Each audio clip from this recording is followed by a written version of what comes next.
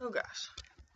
Hello, my name is Hannah Ross. I'm a biopsychology student at Oxford College, and I've been invited here today by your teacher to talk about why science is interesting, especially as you guys are starting your science careers in high school. I think it's really, a lot of you might think that it's not interesting or that it's difficult or not relevant to you, but really science is all over. And it's quite interesting, which is what I hope the story I have today shares with you. So I'm going to be talking about one of the first recorded cases of brain trauma and how it was important for biology and predominantly psychology fields.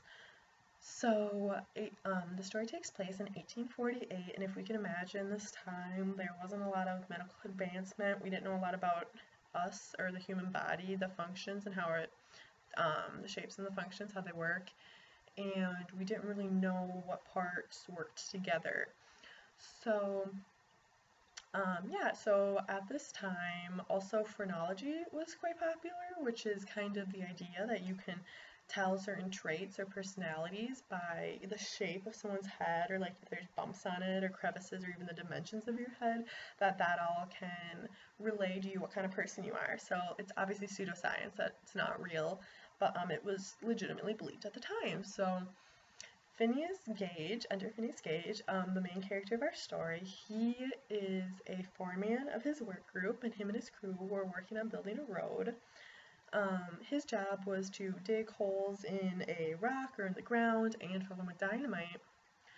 Then with the tamping rod, which was about like 48 inches long, and it had a pointy side and kind of like a thicker side, so it changed in diameter, he would take the tamping rod and poke at the dynamite, which would then explode it.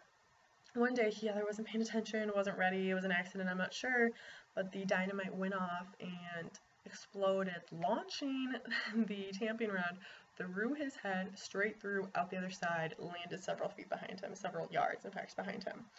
So his crew, after hearing the explosion and seeing the bloody, gory mess I'm sure that created, they ran over and were very surprised when they found a alive and talking Phineas Gage, like as if nothing had happened. Obviously, he knew he had received the brain injuries, but no one expected to be him alive. So he was in a ton of pain after a while, after his adrenaline cooled off, and he saw a doctor named Dr. Harlow, who stopped the hemorrhaging in his brain and was able to reattach some larger skull fragments and also remove bone from his brain. And after being in his care for about a year, he sent Gage home um, saying he was all better, besides for being blind in his left eye and some scarring on his face. Soon after that, though, Gage's family and friends realized that this was not the Gage that they knew before the accident, and in fact, they didn't describe him as Gage at all. He was completely different. He turned from nice to mean and malicious, drunk.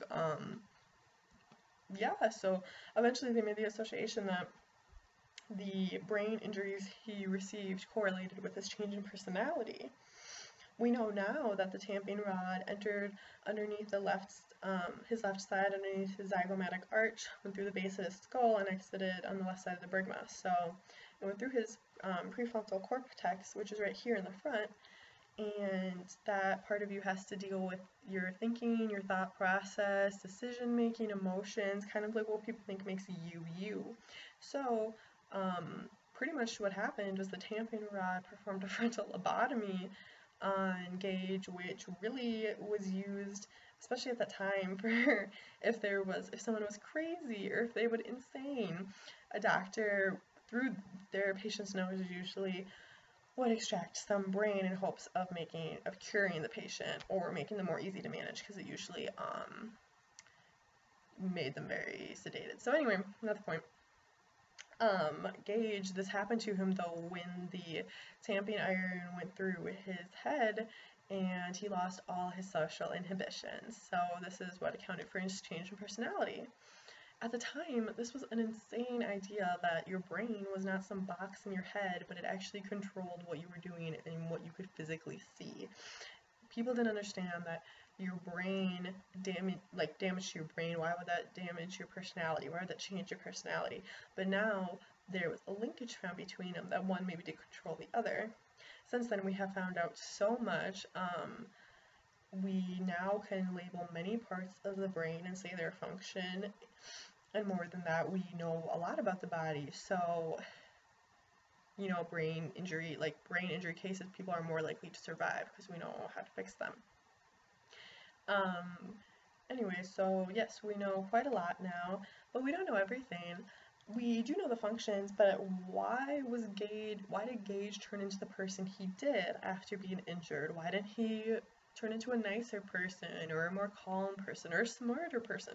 Why did he get angry, agitile, like to drink, not like to interact with people? Why those changes? We still don't fully understand the connections between the brain and the mind. And this is something maybe you guys could study after you take this biology class and move on to the hopefully many science classes you will take to discover more about yourself, more about the people around you, and other living organisms. So I hope that you do find this interesting and that you're excited about your school year. Yep, thank you.